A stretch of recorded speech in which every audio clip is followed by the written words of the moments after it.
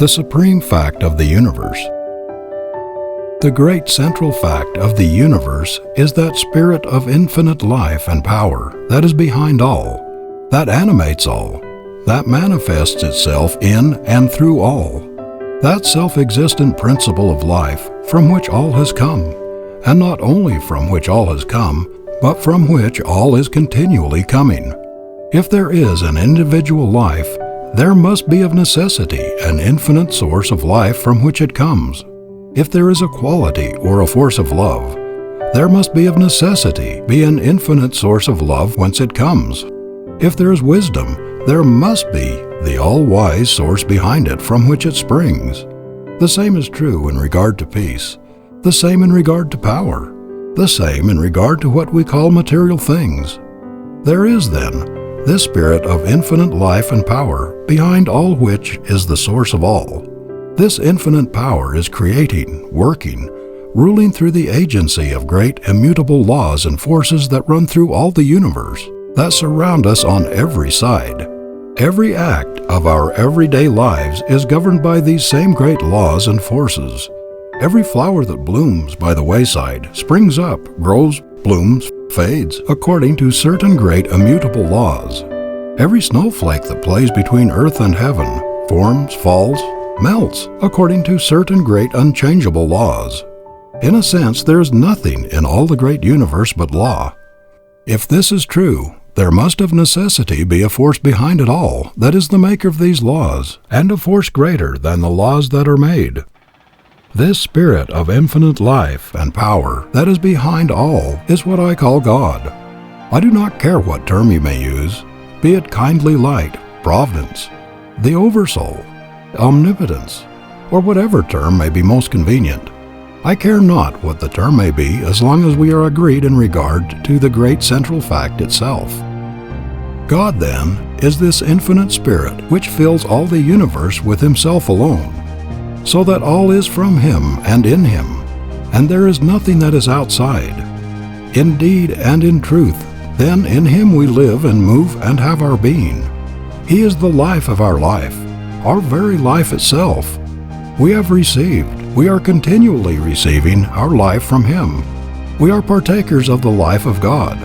And though we differ from him in that we are individualized spirits, while he is the infinite spirit, including us as well as all else beside, yet in essence the life of God and the life of man are identically the same, and so are one. They differ not in essence, in quality, they differ in degree. There have been and are highly illumined souls who believe that we receive our life from God after the manner of a divine inflow. And again, there have been and are those who believe that our life is one with the life of God, and so that God and man are one, which is right. Both are right. Both right when rightly understood.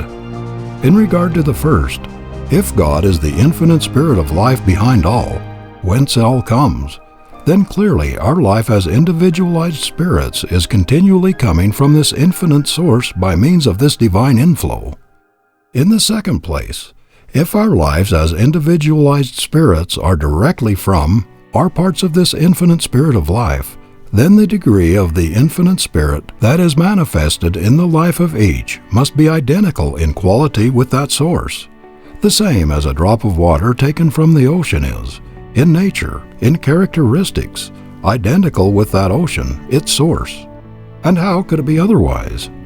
The liability to misunderstanding in this latter case, however, is this, in that although the life of God and the life of man in essence are identically the same, the life of God so far transcends the life of individual man that it includes all else beside. In other words, so far as the quality of life is concerned, in essence they are the same. So far as the degree of life is concerned, they are vastly different. In this light, is it not then evident that both conceptions are true? And more, that they are one and the same? Both conceptions may be typified by one and the same illustration. There is a reservoir in a valley which receives its supply from an inexhaustible reservoir on the mountainside. It is then true that the reservoir in the valley receives its supply by virtue of the inflow of water from the larger reservoir on the mountainside. It is also true that the water in the smaller reservoir is in nature, in quality, in characteristics identically the same as that in the larger reservoir which is its source. The difference, however, is this. The reservoir on the mountainside, in the amount of its water, so far transcends the reservoir in the valley that it can supply innumerable number of like reservoirs and still be unexhausted. And so, in the life of man, if, as I think we have already agreed, however we may differ in regard to anything else, there is this infinite spirit of life behind all, the life of all, and so, from which all comes, then the life of individual man, your life and mine, must come by a divine flow from this infinite source. And if this is true, then the life that comes by this inflow to man is necessarily the same in essence as is the infinite spirit of life. There is a difference. It is not a difference in essence.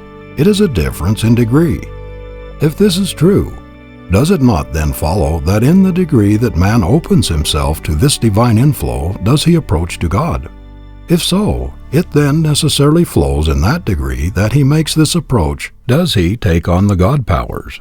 And if the God powers are without limit, does it not then follow that the only limitations man has are the limitations he sets to himself by virtue of not knowing himself